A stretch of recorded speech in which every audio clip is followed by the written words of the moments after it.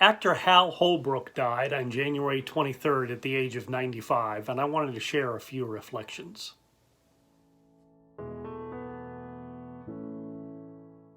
Whoopi Goldberg, Gilda Radner, John Leguizamo, and many more. They all owe a solo debt to Hal Holbrook. That was the headline of a Chicago Tribune article by Chris Jones, who said he pretty much put to bed the widespread skepticism as to whether one person could hold the stage for an entire night without breaking into song. He offered up the confidence-building proof.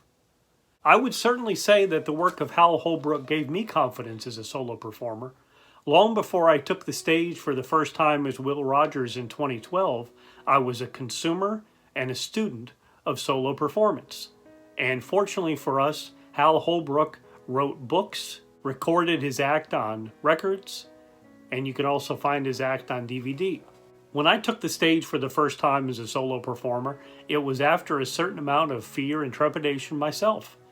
And memorizing the lines, gathering the props, building the set, and even booking the shows was easy compared to getting up on the stage and playing an American icon. So it was both comforting and reassuring to me to hear Hal Holbrook talk in interviews about some of the fear and trepidation that he had before he went onto the stage for the first time to play Mark Twain. Hal Holbrook played Mark Twain for over 60 years and more than 2,300 performances. In the early days, it took about 3 hours to get into the makeup, and as he got older, he needed less makeup, and more Hal Holbrook emerged from the character of Mark Twain. But when he was very young, he was barely recognizable under all of that makeup.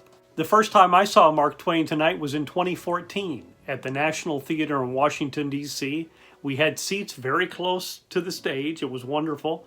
And I remember two things. First of all, how Hal Holbrook kept the audience's attention.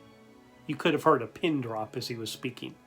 And then at the beginning of the second act, a puff of smoke appeared from the wings, and that preceded his entrance onto the stage. Hal Holbrook was also a World War II veteran, a fellow Army veteran who achieved the rank of Staff Sergeant during a stint with the U.S. Army Corps of Engineers. In 2014, the excellent documentary film Holbrook Twain, An American Odyssey was released. In the film, Hal Holbrook said, "I think that actors are preachers.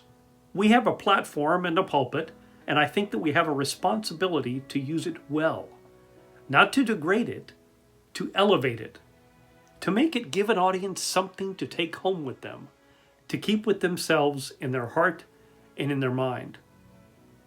In his book, Harold, the Boy Who Became Mark Twain, Hal offered some really interesting thoughts to actors, and I'd like to share a couple of them with you in closing. Keep your mind on the material more than the audience.